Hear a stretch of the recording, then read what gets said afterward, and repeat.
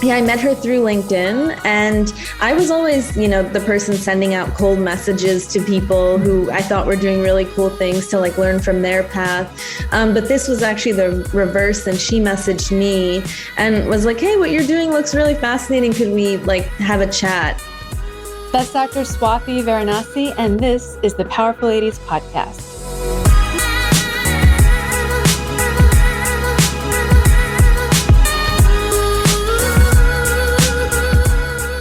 Hey guys, I'm Cara Duffy, a business coach and entrepreneur on a mission to help you live your most extraordinary life by showing you anything is possible.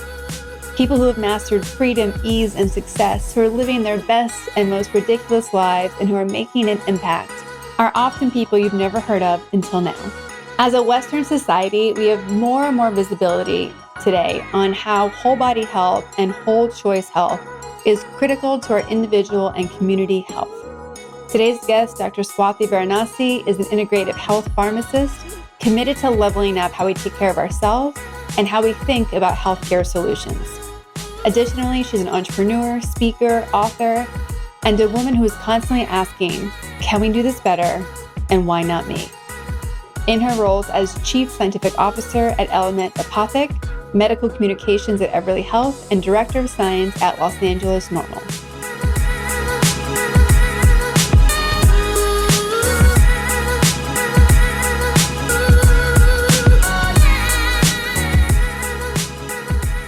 Welcome to the Powerful Ladies Podcast. Thank you so much for having me today. You are so welcome. Let's jump right in and tell everyone who you are, where you are in the world, and what you're up to.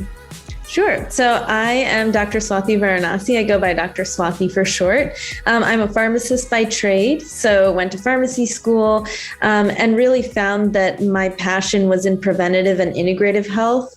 And so really forged my own path to do that amongst, a lot of people wondering what on earth I was doing, a lot of my colleagues. But yeah, so I did that, and that leads me to where I am right now. So a combination of consulting, freelancing, and also I'm an entrepreneur, co-founded an incredible company. So working towards growing that and working with everyone on that. And where I am in the world, I'm in Los Angeles at the moment. And you're just back from a holiday, right? You said? Yes, I'm just back from a holiday. My friend got married in France. So I just went for her wedding and then spent a week in Paris and came back. Yeah. Tough. It's such a tough, thing to do for a friend, right? I know. It was a hard decision. Well, I would love to dive into explaining to everyone listening, like really what is integrative health? Amazing. Now, I love that you asked that, because everyone has their own definition these days of like what integrative health is and how different practitioners within the space will define it. So to me, integrative health really is integrating all of the different health and healing modalities together. And to me, one of the cruxes of integrative health is patient-centered shared decision-making. And so really what that means is that the patient is in the center of all the discussions, and we're taking into account what the patient wants rather than just informing them, oh, this is the only option, just laying out all the options and working with them and working as a team to figure out what is the best course of action for everyone. And so that to me is really what the root of integrative health is. But to me, it incorporates everything from sleep hygiene to nutrition to, in some cases, supplements, pharmaceutical options. Like there's so many different ways that we can optimize our health and wellness. And so to me, I don't want to feel limited by only one option or the other option. I don't want patients to feel limited either. So when we're looking at when to use integrative health, is it for every health decision? Is it for big health decisions? When can people kind of gauge, like my regular doctor in quotes will be fine for this versus when should I incorporate integrative medicine? I would argue that integrative medicine can be used every day. I mean, it's just a way to optimize your health and wellness to be the best version of you is like my little definition. So I would say like everything from, what you're putting on your plate, that could be viewed as like a part of integrative health, like what time you go to sleep, what you're doing right before you go to sleep, maybe your morning routine. Like I think a lot of these things could all work together really synergistically to make up integrative health. But I do understand where the question is coming from, because a lot of people are wondering if integrative health really is only appropriate for certain like conditions. And I think integrative health can be incredible for a lot of different conditions, particularly chronic disease states. But I think that there's a way to incorporate it into our everyday also. Well, and for me, it's really refreshing having more and more people in the healthcare space caring about me as a client and other people as a whole being versus an arm or a lung or something. Yeah, whole person medicine is really like the new frontier. And especially like with that too, it's personalized medicine, individualized medicine. And so a lot of the new efforts are moving towards that. I would like to say that more people are interested in it in the healthcare professional space, but not as many that should be. So, I mean, but it's moving in the right direction, but definitely still much progress needed. And is it that our traditional medical system is broken or inadequate, or is it like this piece is missing to tell the bigger story? Because I think just like all of the, what's true, not true, and there's so much discussion about that with health and wellness in particular right now. So what's your perspective on where the current state of the traditional medical system is, and is it a complete overhaul, or is it, we're just forgetting steps like 7, 8, 9, or maybe it's steps 1, 2, 3? Yeah, I really like this question too. So I would say that there's no need to do a full-on overhaul. It's more of like the education of the healthcare professionals and the way that they view health and healing. So I guess that's getting to like maybe step 0 through 2 or 0 through 3 kind of a thing. Because I think that later down the line, there are lots of certain scenarios where like maybe prescription medications, radiation, whatever it is appropriate. However, a lot of the time we can avoid some of these, end results if we are speaking to a healthcare professional that can help us from like way early on before, we find out we have diabetes and our A1C is through the roof and we have to go on metformin. There's so many other things we could do before it ends up becoming that. Yeah. And so many, as you mentioned earlier, very simple everyday things that make such a huge impact. You mentioned that you are proud to have been a co-founder of a new company. Tell me about that company and how did that come to be? Yeah. So the company is Element Apothec. And so our CBD botanical wellness brand, our main focuses are ensuring that all products are clean. We have transparency with our consumers.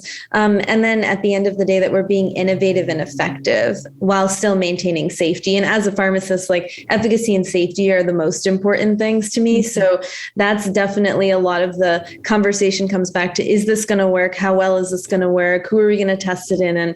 And all those kinds of discussions. So how it came about is, I always say, and I joke, but it's like maybe not a joke, that LinkedIn is a magical place because it's like so incredible the amount of people you can meet, just the quality of human beings that are out there. I think that like maybe in certain scenarios we don't. I mean, I guess like in the past with certain networking opportunities, it seemed very limited as to like the only place you could meet people were at conferences or, things like that, especially in the professional setting. So to have something like LinkedIn, and I bring that up, I talk about LinkedIn a lot, honestly, because I just think it's incredible. Like it makes no sense to me that it's still free, but I'm going to go with it for as long as that's possible. So yeah, I actually met Davina, who's the CEO and other co-founder. We have another co-founder as well, but I met her through LinkedIn, and I was always, the person sending out cold messages to people who I thought were doing really cool things to like learn from their path. But this was actually the reverse. And she messaged me and was like, hey, what you're doing looks really fascinating. Could we like have a chat? And so this was pre-COVID, of course. We were able to like meet in person. We're both within the LA metro area. So we were able to meet up for coffee. And I got to learn more about the company, more about like the story behind it. it, which is just really beautiful and poetic. So I can give you a little background. So the story is that her great aunt, so our CEO, Davina, her great aunt was diagnosed with a number of autoimmune conditions and was told by her healthcare professionals that she had very little time to live. And that was kind of like the end of the road for her. And in addition to the autoimmune conditions, or rather, I guess like as a part of the autoimmune conditions as well, she was allergic to a lot of the medications that she was given. So from their perspective, they felt like there was nothing else that they could do. But of course, she didn't take that answer. And she was like, nope, I'm going to figure out how I'm going to make this work, and I'm going to be here. And so she started delving into everything from herbal medicine to, traditional Chinese medicine, looking at herbs from all different capacities. And then also how herbs can play a role in essential oils. So learning as much as she can about that, and then starting to formulate her own products. So her own products started helping her, and then she started making some for friends. She started selling at farmers markets and everything. But she wanted to scale the company, but she felt like she wanted to ask someone who could devote all their, time, effort, and energy into it, and someone who is already genuinely passionate about integrative and preventative health herself. So Davina was the clear choice for that. And so Davina was trying to put together between her, our COO, who's just like fantastic at organizing absolutely everything and optimizing processes. And then me, who I bring the medical perspective, the scientific vernacular into our like threesome for us. Yeah. Very cool. What has surprised you most about starting that company, and what are you most proud of so far? What surprised me the most, I mean, I suppose this shouldn't be as surprising just given the statistics that are out there, but I think that's one thing to read a statistic, and another thing to like experience it as a company is just the seemingly lack of funding for women and or like women of color. So like within venture capital funding, if you're looking for any kind of funding, like that was something that I had heard about before, but to actually experience was a different situation. So I would say that was one of the things. And then the other thing I would say is, I guess sometimes within integrative health, you kind of live in a bubble of like, of course, people are going to be open to ashwagandha and like kind of thing. But it's always like a nice, brings you back to like, okay, there's really a sense and need for education within the space. So, and that's one of the main things that I'm focused on in the company is trying to improve our education for consumers as well as providers as well in the future. Is it to me, it's just one of the most important things. And I guess I kind of already mentioned that too with the medical system question, that I think if we can change the minds, or not even change the minds, rather just like educate people on like objective facts regarding nutrition, regarding supplements, regarding everything health and wellness related, then I really think that there can be a lot of change from the get-go rather than later on.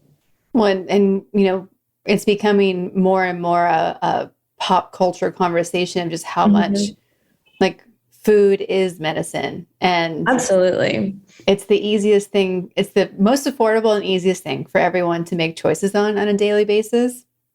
And there's still so many things working against you as a person living in Western civilization today.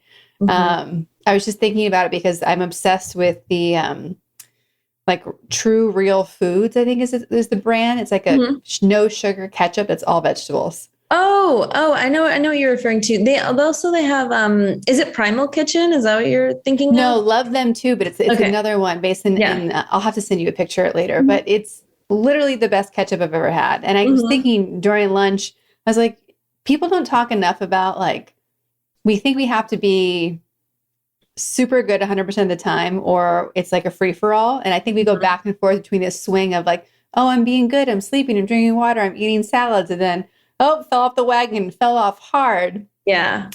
And I'm like, it makes me happy that there are brands doing things that just allow the small things that we can enjoy to be just closer to good for us.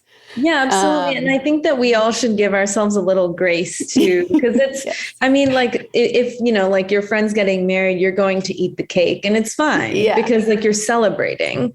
I'm not saying eat the cake, 3 times a day or like once a week, but I mean, like, if it is that certain scenario, I think people should be allowed to feel like they can eat what they want as long as they are living a balanced lifestyle. Yeah.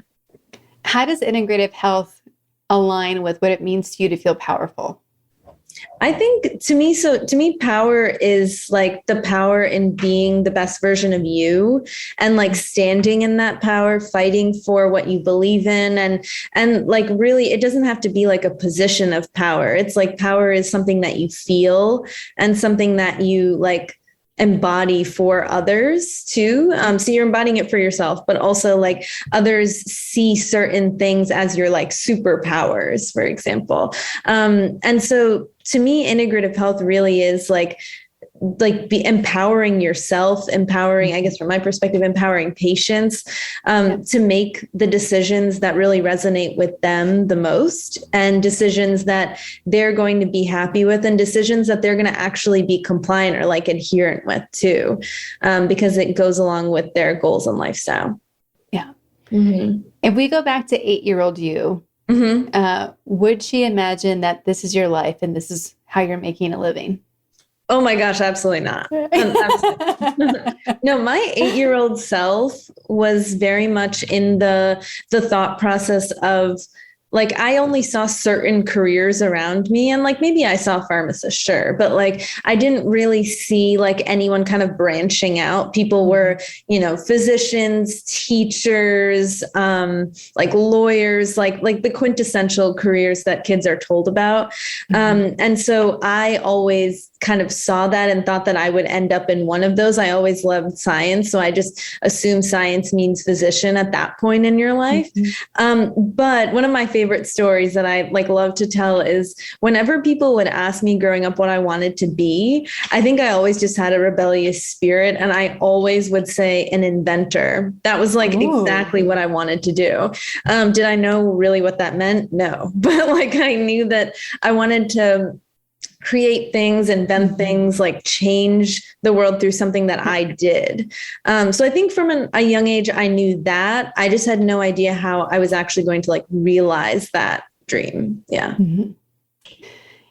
When we look at what women have to manage in their lives, I think it's very parallel to what integrative health means, because it does feel like we're juggling 100 plates at once. And when I think of integrative health and medicine, I think of like having to evaluate all these things at once as well. Yeah. How do you go through your busy schedule and knowing that you want to achieve these things and make these impacts? And of course, you still want to have fun and get to go to France and, all the things that make up you. How do you find and maintain balance? Yeah, to me, balance is really important. I found like, when you're on the verge of like overworking and almost burning out, like you realize, and sometimes like for some people, it takes till that point to realize, okay, I really need to maintain balance. I talk about balance with patients and stuff all the time, but maybe I'm pushing it a little too far. So to me, like what really helps me is just like planning out my week. And allotting different times to different things. So like I will plan like my workout schedule on like a Saturday or Sunday for the following week, just so I know that they're already like blocked off in my calendar. And like, I really love ClassPass. So it's like already scheduled, like ready to go. I just need to show up, or I'll work out at home depending on the week. Like some weeks I'm able to work out at home and other weeks it's not the case. So I try to schedule out things like that. I try to schedule out meals and certain things like that. So for me, it's just like planning. I think that really helps me stay a course. Of course, like you're not going to end up sticking to your plan 24/7 or like all the time, which is like allowed. But I do think that at least helps guide some of your like decision making during the day. Well, and I think often, I'll say that because decision fatigue exists, and we can plan things out, like our best self who had the time to do it made a choice for us. So can we trust ourselves from yesterday and just follow what we plan? Because some people are even so rebellious against their own plans, which I always find entertaining.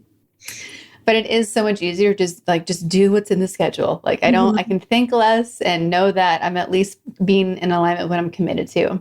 Exactly. And especially if you're busy too, you don't really have time in the heat of the moment to be like, what else can I do? It's just like, okay, this is on schedule. Let's do it. Yeah. Yes. Mm-hmm. And with that, when we look at your day to day, how Mm-hmm. much time are you spending in continuing your own education and research and learning? Because I feel like that's so critical for the work that you're doing. Yeah, absolutely. I try to spend as much time as I can. I would say a lot of the time it ends up being the weekends and not the weekdays when I end up doing that. But I really love reading like professional development books and like staying up to date on like different trends and things happening like in the health and wellness space. I also think is really important, mainly because a lot of patients and, friends and family are asking about those particular things. So it's good to stay abreast on everything happening there and figuring out what is actually scientifically relevant and important versus what's just like a passing fad. Yeah. What is a fad that everyone's asking you about that you're saying, just please ignore it right now? Alkaline water. I just don't understand it. It makes absolutely no sense. And I have nothing positive to add. Yeah. I keep seeing all the things on my Instagram that are all about like the choline cleansing powders you can get now. Mm-hmm. I'm like, yeah, but it's just like psyllium husk. Like just take some psyllium husk. Like, yeah, I know. And I mean, like Metamucil is like one ingredient that is that. So yeah. There's such an expansion of the health and wellness space. It's one of the fastest growing industries. You mentioned the lack of funding that's happening for women, and I'm hearing that across the board from all of my clients and other podcast guests who've been looking for funding as well, especially when it comes to women of color. Mm-hmm. Are you seeing any shifts happening in that space? Are you seeing more female-founded companies show up? Are you seeing more funding come available? Are you seeing more women of color being acknowledged and celebrated in the space? I do see a trend and a change for the better. I just still think there's a lot of work to do. I mean, I've attended pitch competitions where like our CEO is pitching and I'm like there to support her. And she's the only woman pitching out of like 7 brands or something like that. Here and there'll be like another women founded brand, but it's really still very much saturated. And then if you look at the actual, like the angel investors or whoever is like going to be investing in the brands themselves, a lot of them are also not women. Mm-hmm. Yeah. Well, and the statistic that always blows my mind is that of all of the million plus companies like in generating revenue, 4% are owned by women. Mm-hmm. Yeah. And I think the venture capital statistic is 7% of capital funding goes to women. Yeah. Mm-hmm. Yeah. Which is crazy knowing that women are the higher percentage graduating, the higher percentage in the workforce, like the higher percentage starting companies now. It's I'm happy that women are scrappy and determined and are going to do it anyway. And it shouldn't have to be an imbalanced playing field by any means. I agree. Mm-hmm. Yeah. When you look at the women in your life, who are women that you have been inspired by, supported by, and mentored on your journey? Yeah. So many people, oh my goodness. So, I mean, to start from like a young age and now like appreciating it more is the women in my family. They are just stellar. Like my mom, for example, was just like, she's like the definition of someone who is like determined to get something done regardless of whatever obstacle is in her way. Something, of course, I never realized as a child, but now seeing her path and everything, I'm able to see that. And then another person that I can mention is Dr. Pam Tarlow, who's incredible. And she's an integrative health pharmacist. And she's actually one of the main, she's pretty much the main reason why I'm here today, I would argue, is especially within the integrative health space. Like I would argue she's one of like the first pioneers really doing anything in patient care, anything. And when I initially met her, I was doing a rotation as a student. And so the last year of pharmacy school is all rotations. And so I found this rotation that was integrative health focused. And so very excited to go out to LA. And at the time I was living in South Carolina. So very excited to go out and like have this experience. Within a few days of the rotation, rotation. I'd already decided and like finally found what I was supposed to be doing in pharmacy. And so I asked her, is there any way you would train me? Like, what would that look like? There aren't any, postdoctoral residency or fellowship programs in this. Like what are we going to do? So we just continued the conversation and then decided that like we would start the first residency program for pharmacists interested in integrative health. And so I got to be a part of starting that as well as be the first resident. And so I got to work with her from, like a student preceptor to a like resident preceptor to now like a colleague. And so that's definitely been like an incredible relationship that I definitely would not have succeeded as much as I have in the integrative health space without her, as well as the guidance of other women in my family. I hear so much in what you're sharing of how you are not, there's a bravery level where you see something and you're like, well, it's not here, but I want it. So what do we do? Yeah. Have you always been that way? Is that something that you learned in a moment? I think I've kind of always been that way, but I never really thought about it until I was asked a similar question a few months ago. And I really had to sit down and think about, this was like more of a written response. I was able to sit down and think. And I realized that a lot of the things that I'm most proud of are things that like I started from scratch. Like when I was in pharmacy school, I saw that there was no real opportunity for pharmacists to do a lot of clinic work. There was some, but just not enough. And I knew there were more students interested. And so I found through, I was living with medical students. And so I heard from them that they had this incredible opportunity to go to a free clinic that was bilingual. And they were able to like practice a lot of like what they were learning in the classroom at the clinic.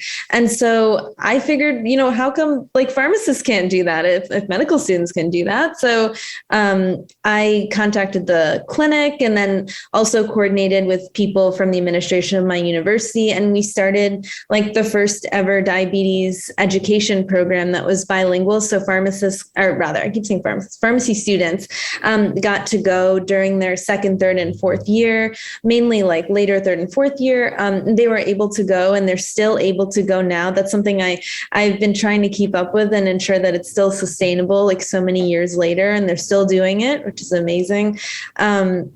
And so, yeah, students are able to go there. They're able to interact with patients one-on-one and do a lot of the like in-depth consultation and things that we learn in class that we don't really get to implement until rotations or like our job later on. Mm-hmm. So you're basically fulfilling your goal of being an inventor. Yes. I mean, in so many ways, yes. I never would have put two and two together until I sat down and thought about it, but yes. Yeah.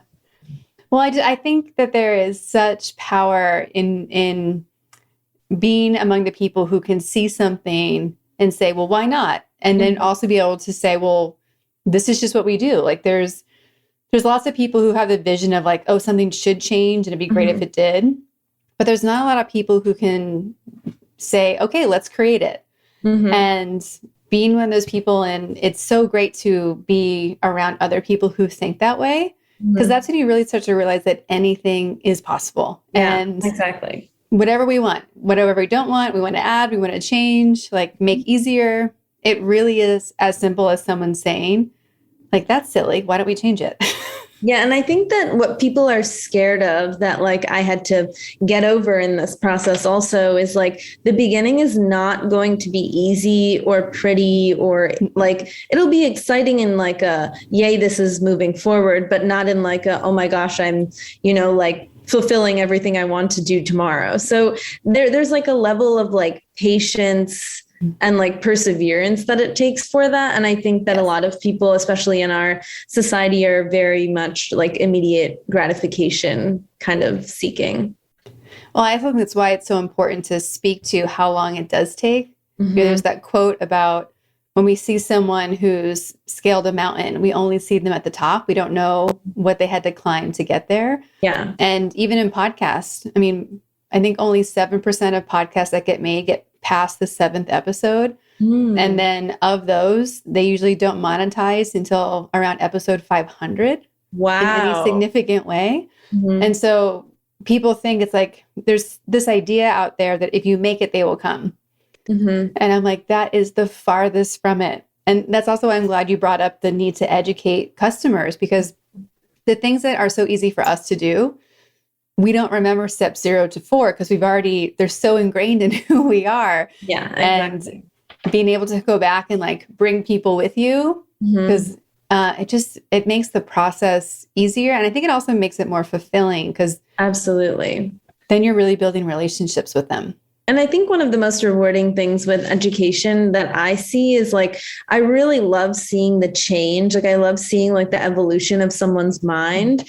So and I think that's why I just love education on the whole, is like, you really get to make, I feel like change is an extreme word, but you get to like help transform the way someone views things, which I think is really powerful. I feel like that's like a superpower if you can do that. So that's part of it. And I really do think that, especially within the integrative space, but in other spaces too, I think overall people are just more curious than they ever have been. And so I think that's working to, the advantage of everyone who wants to educate, because there are, people who want to be educated. Yeah. Mm-hmm. When you aren't inventing new needs in the world, and you're not running the business and writing and speaking and all of the things that you do, what does the rest of your life look like? How are you having fun? How are you relaxing? Mm-hmm. What are you working on that maybe makes you feel vulnerable or like you're brand new at something? Ooh, I mean, yeah. So one of my favorite things to do is travel. That's one of like, anytime I have a break, I try to like, whether it's visiting a friend or going to a new country. So before France, I was able to go to Amsterdam and like travel around the Netherlands a little bit. So that is my 35th country that I've been to.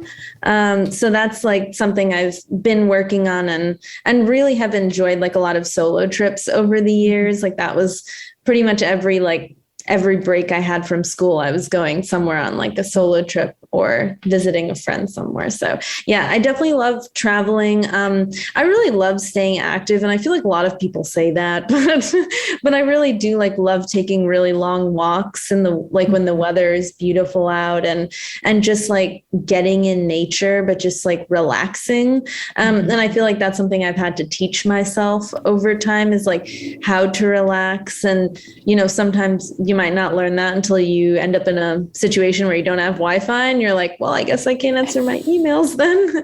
But it's really nice to completely unplug like that. And then like in my spare time living in LA, trying to enjoy like of course, the weather and all the different events and restaurants and things like that. So trying to make time for everything. And you mentioned that you were out in South Carolina. Are you from there? Or are you from LA? No, I'm from New Jersey, actually. Oh, so nice. I grew up in Connecticut and New Jersey. And then I went to undergrad in Minnesota, and then I went to pharmacy school in South Carolina. And then I did my residency out here and stayed here since. Very cool. Yeah. I was born in New Jersey. And so most of my family's in that little corner of New York, Connecticut, New Jersey. Oh, nice. Yeah.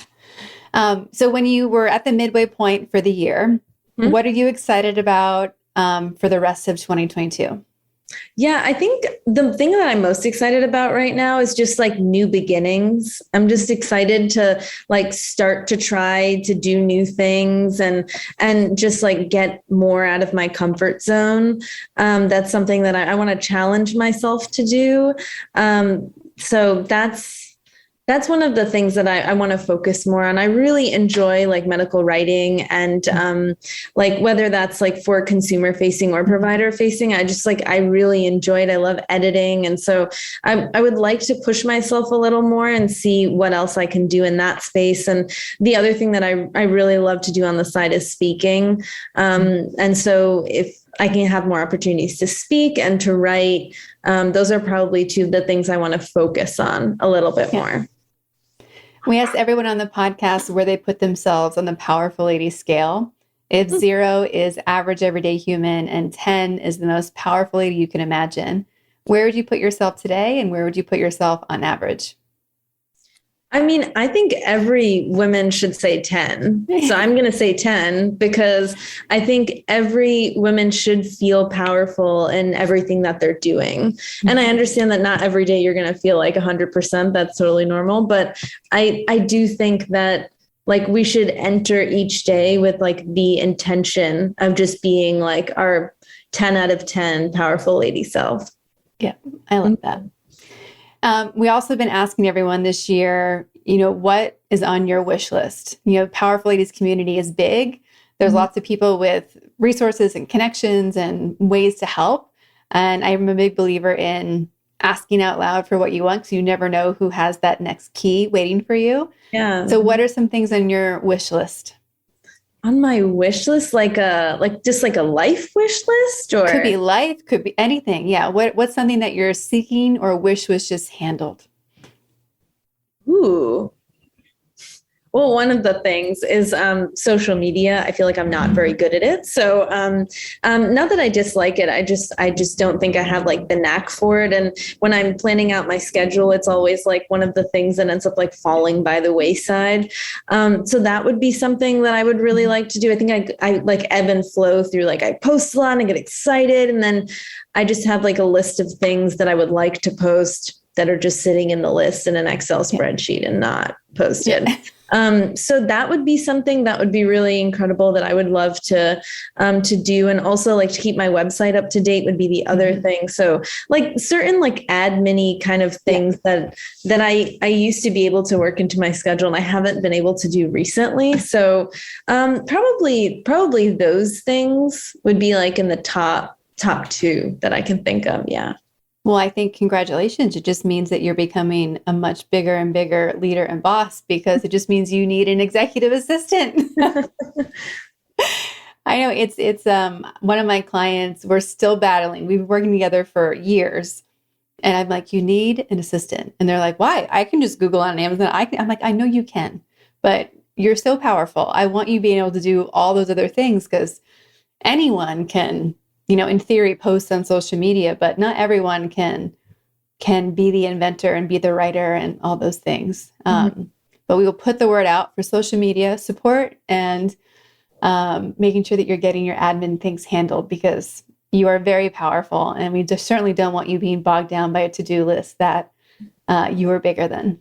Oh, Thank you. No, I appreciate that. And then also, if anyone knows of like speaking engagements or anything where they would like an integrative health expert or anything, then I would love to do something like that too. Yeah. There's just such demand for the work that you're doing.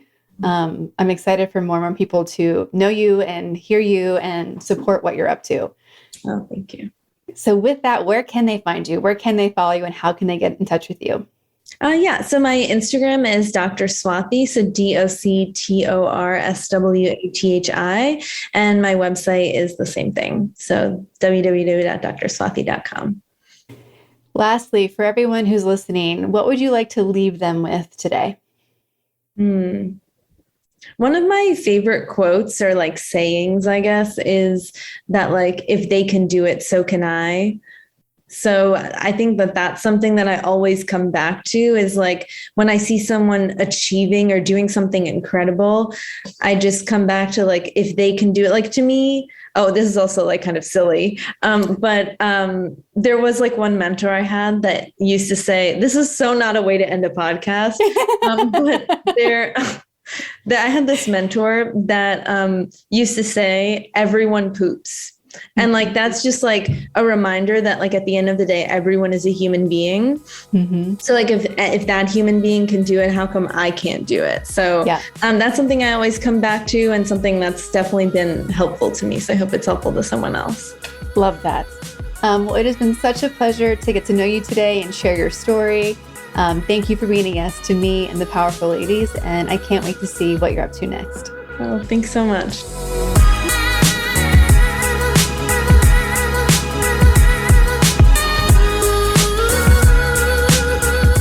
All the links to connect with Dr. Swathi are in our show notes at thepowerfulladies.com. Please subscribe to this podcast wherever you're listening and leave us a rating and review. They're critical for our podcast visibility and getting us in front of more people like you who would love to hear this episode.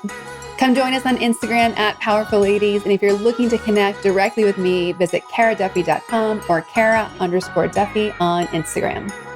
I'll be back next week with a brand new episode and new amazing guest.